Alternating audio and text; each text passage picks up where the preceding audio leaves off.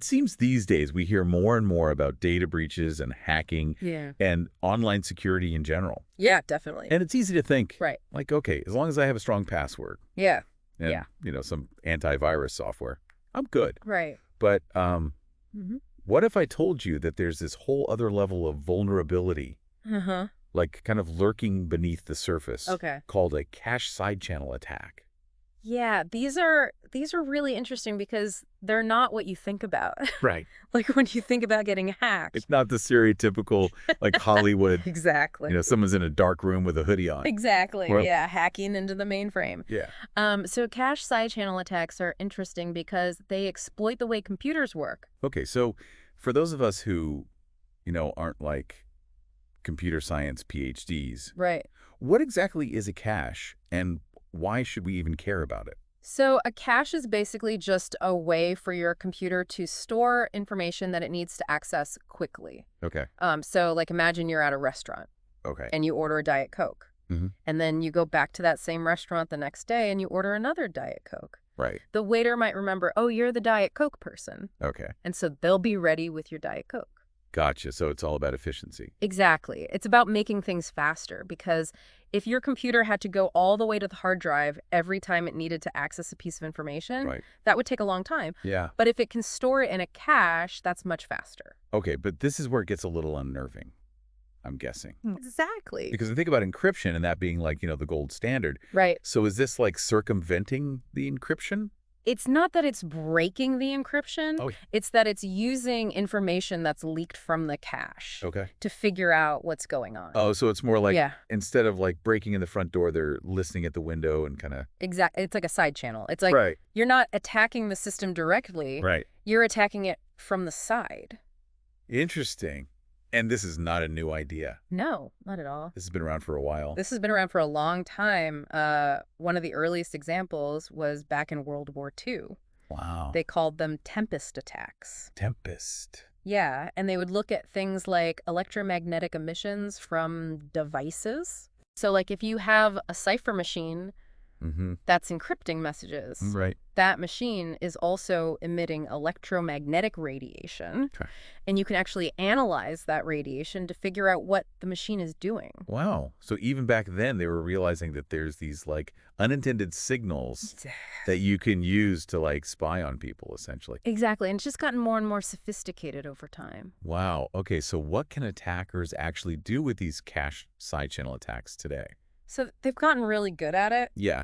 And there's a lot of things that they can do. Okay. Like, you would be surprised at the level of detail that they can get just from looking at these cache access patterns. Okay. So, for example, researchers have shown that you can steal cryptographic keys. Really? Just by... Just like that? Yeah, just by analyzing cache access patterns. Wow. You can spy on electronic devices. Okay. And you can even reconstruct video signals. No, you're messing with me. Like, what are you talking about? So if you have like a video playing on your computer, an attacker can potentially use cache side channel attacks to actually reconstruct what's being shown on the screen. Just from the cache? Just from analyzing the cache activity. Wow. Okay, that is both incredible and terrifying.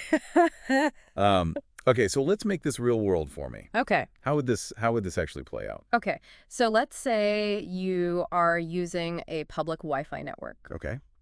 And you go to your bank's website and you log into your account. Right. Now, your banking information itself might be encrypted. Right. So the attacker can't see that information directly, but what they can see is what's happening in the cache. Okay. So as you're typing in your password, different keys on the keyboard are going to access different parts of the cache. Right. And the attacker can actually analyze those access patterns to figure out what keys you pressed. Oh my gosh. So even if the data is logged, like the path that we take to access it, is still leaking all this information. Exactly. It's like, it's like if you have a safe and the safe itself is very secure. Right. But the combination lock is leaking information about what numbers you're pressing. Wow, that's a really good analogy. So it's not just our laptops that this can happen on. It can happen on any device that uses a cache. Which is pretty much everything these days. Everything. So smartphones, servers, like smartphones, laptops, servers, and data centers. So this is a huge problem. It's a big problem, and it's something that a lot of people aren't even aware of. Yeah, and as we become more reliant on all these devices, I mean, exactly, the more vulnerable we become. As we connect more and more devices to the internet, the attack surface just gets bigger and bigger. Right. And we have to be more and more careful about how we protect ourselves. Absolutely. All right, so with all these devices potentially vulnerable, yeah, what's being done to, like, fight back against these cache side channel attacks? Yeah, that's the big question, right? Because, like you said, it's pretty much every device. Right. And so there's a lot of research going on right now to try to figure out how to mitigate these attacks. Okay, so what are some of the strategies? So there's a couple of different approaches. Okay. One is to try to make the hardware itself more secure. Okay. How do you do that? So remember our waiter analogy? Yeah. Imagine if instead of having one waiter covering the entire restaurant, we had different waiters covering different sections. Okay. So like you have your Diet Coke waiter, Right. and you have your burger waiter, and so on. Yeah. And that way, if someone is trying to figure out what you're ordering... Right, by watching the waiter. Exactly. They can only see what's happening in your section. They can only see a small part of the picture. Okay. And that's kind of what cache partitioning is like. Cache partitioning, okay. It's basically dividing up the cache into different sections. Okay. So that different parts of the system have their own dedicated cache space.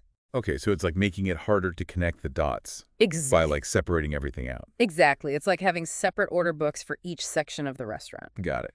So even if an attacker can see what's happening in one order book, right, they can't see what's happening in the others. Okay, that makes sense. And what about on the software side? Right. So that's hardware. Yeah. Software is also important. Okay. And there are a few different techniques that can be used there as well. Okay, what are some of those? One is called compiler optimization. Compiler optimization. Okay.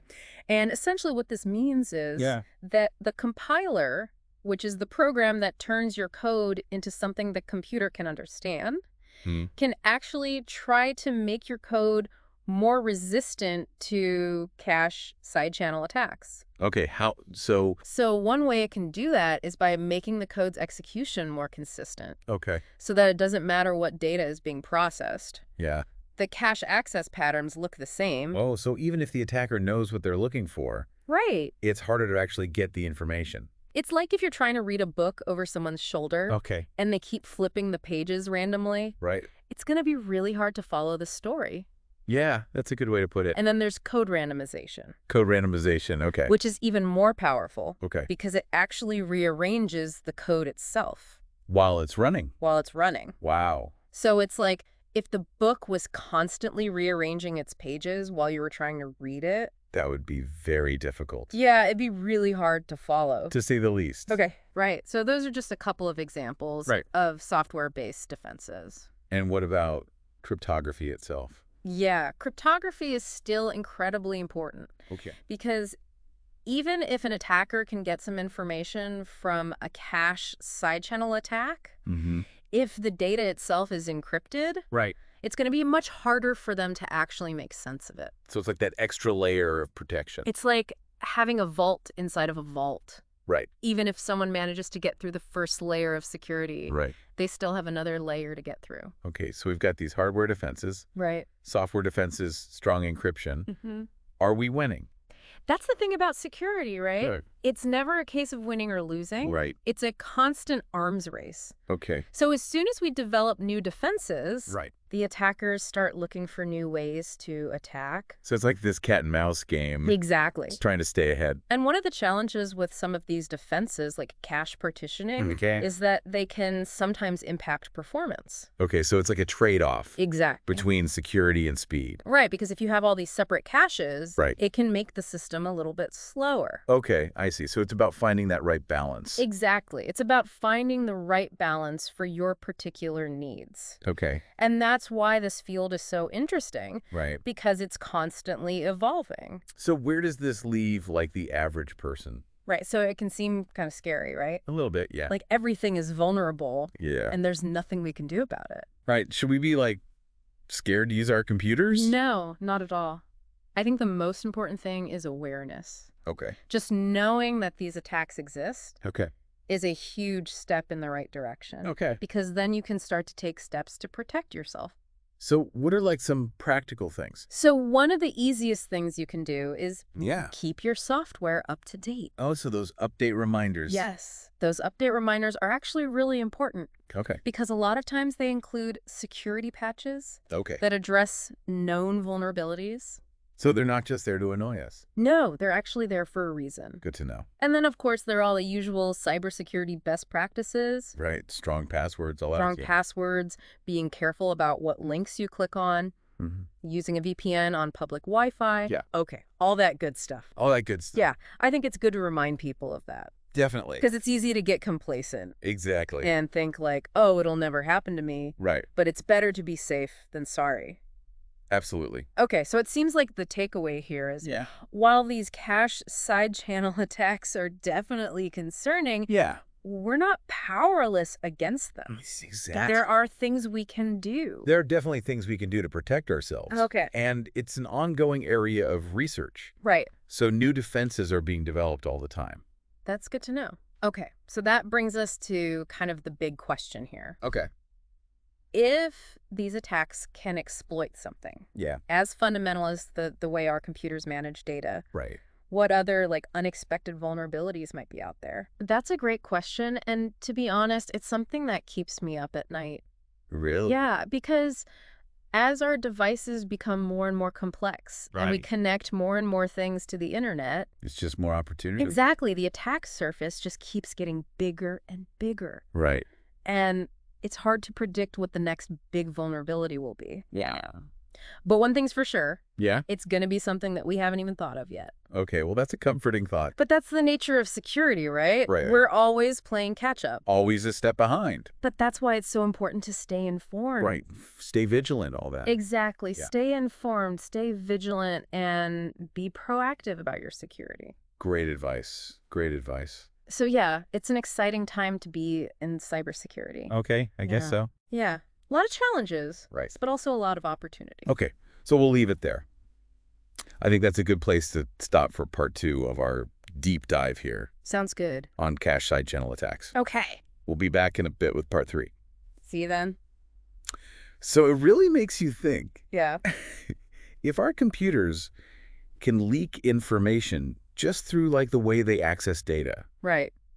what else could be leaking information? Exactly. Like our smartphones. I mean, could they be listening to us even when we think they're not? Well, and that's where it gets really interesting, right? Right. Because it's not just about the data itself anymore. It's about the physical world, too. Exactly. It's like that line is so blurred now. Exactly. Between the digital world and like the real world. Because think about it. Yeah. If you can hack into a self-driving car. Oh, gosh, yeah. And you can start messing with its sensors. Right. That's a real-world consequence. Yeah, you're not just like stealing data at that point. Exactly. You're potentially harming people. Right. So the stakes are getting higher. Yeah, this is a little scary. It is a little bit scary. But I guess the good news is Yeah. that, researchers are constantly trying to stay ahead of this. Absolutely. Trying to find new defenses. And we're getting better at it all the time. So it's like that back and forth again. It's always a cat and mouse game. Okay, so for our listeners out there who, maybe are feeling a little uneasy right now. Right. What can they do? I think the most important thing is just to be aware. Okay. Right? Knowledge is power. Right. And the more you know about these threats. Yeah, the better equipped you'll be to protect yourself. Okay, so be aware. And then what else? Be proactive. Okay. What does that mean, like practically? So choose devices and software that have strong security features. Okay. Keep your software up to date. There's those updates again. Those updates are your friends. Okay. And be careful about what you click on. All right. Good advice. And don't be afraid to ask questions. Right. If something seems off, it probably is. Exactly. Trust your gut. Okay. And if you're not sure about something, don't be afraid to look it up. Good advice. Yeah. It's good to be like a little bit skeptical of everything these days. Especially in the digital world. All right. Well, this has been really interesting. Yeah, it's been fun. A little scary, but also fascinating. It's always good to know what you're up against. Exactly. And I think, our listeners probably learned a lot today. Hopefully. I know I did. It's been a pleasure. So before we go, any final thoughts? Just stay curious, stay vigilant. Okay. And remember, we have the power to shape a more secure digital future. I like that. We just have to be proactive about it. Well said. Well said. Okay. All right. Well, a big thank you to our expert. Of course. for joining us on this deep dive into the world of cache side channel attacks. And to our listeners out there, thanks for tuning in. Yeah, thanks for listening. Remember, the next time you think your computer isn't watching, yeah, it just might be listening. In ways you never imagined. Exactly. All right, everyone, until next time, stay safe. Stay safe. Stay curious. And we'll see you on the next deep dive. Bye, everyone.